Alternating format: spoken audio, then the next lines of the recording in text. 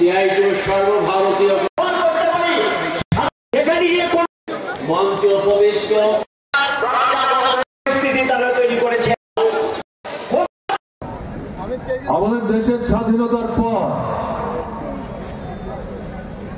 কেন্দ্রে বর্তমানে যে সরকারটি আছে আরএসএস নিয়ন্ত্রিত রাষ্ট্রীয় স্বয়ংসেবক সংঘ, তারা 100 বছর হয়ে গেছে।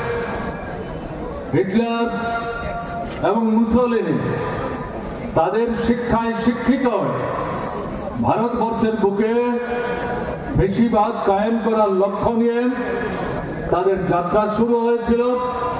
তাদের 64 থেকে 68টা সংগঠন আছে, তার মধ্যে অন্যতম প্রধান রাজনৈতিক সংগঠন হচ্ছে রাজনৈতিক দল বিজেপি, যে বিজেপিকে তারা সব দিক থেকে নিয়ন্ত্রণ করে। এই যে বিজেপি সরকার স্বাধীন ভারতবর্ষে একটা জনবিরোধী, প্রতিক্রিয়াশীল এবং পুঁজিপতি লুটেরাদের স্বার্থের যে রক্ষক, এরকম সরকার স্বাধীন ভারতবর্ষে এর আগে মানুষ প্রত্যক্ষ করেননি। তার অর্থ এই না, আমি এই কথা বলছি না যে ভারতবর্ষের স্বাধীনতার পর থেকে অন্যান্য যে সরকারগুলো এসেছিল তাদের মধ্যে শোষণ মুক্ত একটা সভ্য গণতান্ত্রিক রাষ্ট্র তৈরি করার লক্ষ্য নিয়ে সরকারগুলো কাজ করেছে, এরকম কোন সার্টিফিকেট দেওয়ার অধিকার আমার নাই, এই অভিজ্ঞতা আমার নাই। কিন্তু আমি যেটা বলার চেষ্টা করছি, সবচাইতে প্রতিক্রিয়াশীল একটি সরকার, এবং তারই সাথে ভারতবর্ষের রাজ্যগুলোতে যেখানেই এই বিজেপি নিয়ন্ত্রিত সরকার চলছে অথবা বিজেপি অন্যদেরকে সাথে নিয়ে রাজ্যে রাজ্যে সরকার চালাবার চেষ্টা করছে, একই দৃষ্টিভঙ্গি নিয়ে তারা চলবার চেষ্টা করছে।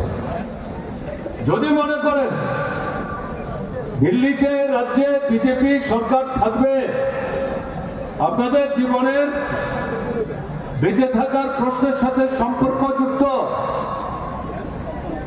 যে অর্থনৈতিক দাবি দেওয়া এবং এই দাবি দেওয়া আদায়ের জন্য সংগ্রাম করার যে অধিকার, গণতান্ত্রিক অধিকার, এই বিষয়গুলো এই সরকারের কাছ থেকে আপনারা পাবেন, তাহলে ভুল করবেন। পরিস্থিতিতে শ্রমজীবী অংশের মানুষ, শ্রমিক, শ্রমজীবী, কৃষক, জনসাধারণ সহ তাদের সামনে বিকল্প কি? লড়াই ছাড়া অন্য কোনো বিকল্প নাই। লড়তে হবে, শোষকদের স্বার্থের রক্ষক এই শাসকদের উপর চাপ সৃষ্টি করতে হবে এবং তাদের অনিচ্ছুক হাত থেকে দাবি আদায় করে নিয়ে অস্তিত্ব রক্ষার যে সংগ্রাম, সেই সংগ্রামে হাতিয়াটি পপা করে আপনাকে এগিয়ে যেতে হবে। এর সামনে বিকল্প কোনো রাস্তা নেই। এই জায়গায় দাঁড়িয়ে যেটা বিশেষ করে বলবো, শুধু অর্থনৈতিক দাবি আদায়ের সংগ্রাম আর গণতান্ত্রিক অধিকার পুনরুদ্ধারের সংগ্রাম, এর মধ্যে আমাদের সমস্ত ভাবনা, চিন্তা, চেতনা যদি আমরা সীমাবদ্ধ রাখি তাহলে আমরা ভুল করব। দরকার হচ্ছে এই দাবি আদায়ের সংগ্রামের সাথে সাথে সামগ্রিকভাবে লড়াইয়ে যারা প্রত্যক্ষ পরোক্ষভাবে অংশগ্রহণ করছে, দূর থেকে যারা এই লড়াইয়ের প্রতি নজর রাখছেন, তাদের রাজনৈতিক চেতনার মান বৃদ্ধি করার জন্য, উন্নত করার জন্য, তাদের চেতনাকে শানিত করবার জন্য, প্রধান করবার জন্য যদি আন্দোলন যারা সংগঠিত করছেন তারা যদি ভূমিকা না নেন, তাহলে এই আন্দোলন অর্থনীতিবাদী একটা সীমাবদ্ধ চেতনার মধ্যে আবদ্ধ হয়ে থাকবে। তাতে সাময়িক কিছু সুযোগ হয়তো আপনি আদায় করতে পারবেন, এর মধ্য দিয়ে আপনার জীবন সমস্যার স্থায়ী সমাধান আপনি করতে পারবেন না। কাজীদেরকে বিকল্প দৃষ্টিভঙ্গি নিয়ে শিক্ষা নিতে হবে। সেটা কি? যত প্রতিকূলতা আসে আপনি সঠিক পথে আছেন, লাল ঝান্ডা কাঁধে নিয়ে মানুষের স্বার্থের পরিপন্থী কোনো কাজ আপনারা করেননি, করেন না, করবেন না। স্বাভাবিক কারণে যত প্রতিকূলতা আসুক আপনার জয় নিশ্চিত, আপনি এগিয়ে যাবেন, নতুন মানুষের সমাবেশ আপনি করতে পারবেন। খালি যারা এই সংগঠনগুলোর মধ্যে সামনের সারির মাঝারের সারির যারা নেতৃত্ব, তাদেরকে সবচেয়ে গুরুত্বপূর্ণ সাহসী ভূমিকা নিতে হবে। আক্রান্ত হবেন, মাথা ফাটবে, রক্ত ঝরবে, শহীদের মৃত্যুবরণ করতে হবে, কিন্তু তাতে লুটিয়ে পড়লে চলবে না। রুখে দাঁড়াতে হবে, ঘুরে দাঁড়াতে হবে, উঠে দাঁড়াতে হবে, ঝান্ডা কাঁধে নিয়ে এগিয়ে যেতে হবে।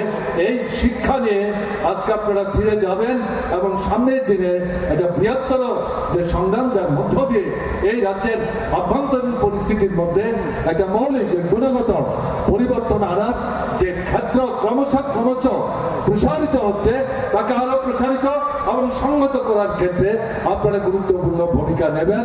এই আবেদন আপনাদের কাছে রেখে দীর্ঘ অনেকক্ষণ যাবৎ আমার আগের বেশ কয়েকজন বক্তার বক্তৃতা শুনেও আমাকেও সর্বশেষে কথা বলার সুযোগ আপনারা দিলেন, শুনলেন, তার জন্য আপনাদের সকলের প্রতি আন্তরিক কৃতজ্ঞতা প্রকাশ করে আমি আমার কথা বলা শেষ করছি।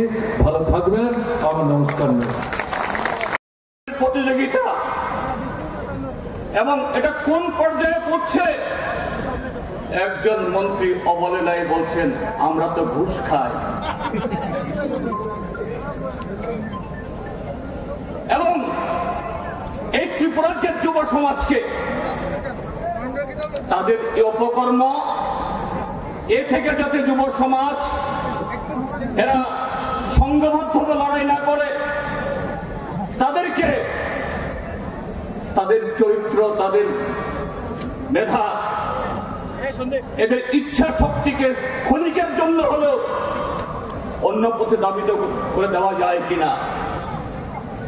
আজকে ত্রিপুরাজ্য সারা ভারতবর্ষের মধ্যে ওরা কোথায় কোথায় একটা কথা বলে, এক ত্রিপুরা শ্রেষ্ঠ ত্রিপুরা।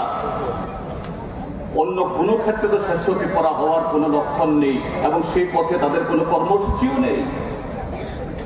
কিন্তু নেশা কারবারের ত্রিপুরা এখন শ্রেষ্ঠ ত্রিপুরা, শ্রেষ্ঠ ভারত। নারী নির্যাতন, নারী পাচার, নারীদের উপরে যাবতীয় অপরাধে ভারতবর্ষের স্বরাষ্ট্র মন্ত্রকের যে বাৎসরিক report, national crime report bureau, Amit Shah যে দপ্তরের মন্ত্রী, সেই দপ্তরের রিপোর্ট থেকে বেরিয়ে আসছে এই সরকারের বিয়াবৃ চেহারা। নানা ধরনের খেলা খেলবে, একটা খেলা খেলছে, অন্য রাজ্যে শুরু করেছে, ত্রিপুরাজ্য করার চেষ্টা করছে এসআইআর। এই এসআইআরে হ্যাঁ ত্রিপুরাজ্যে বেআইনি অনুপ্রবেশ আছে, এটা কেউ স্বীকার করে না, কিন্তু এসআইআর এর মাধ্যমে ভোটার তালিকার যে বিশেষ সংশোধনের মাধ্যমে চিহ্নিত করে ভারতের নির্বাচন কমিশন কোন অবৈধ নাগরিককে ফেরত পাঠাতে পারে না। এই দায়িত্ব কার? এই দায়িত্ব স্বরাষ্ট্র মন্ত্রকের। তারা এই দায়িত্ব পালন করবে না, তাহলে কেন? ওই দেখেছেন বিহারে আগামী 14 তারিখে বিহারের ফল বেরোবে।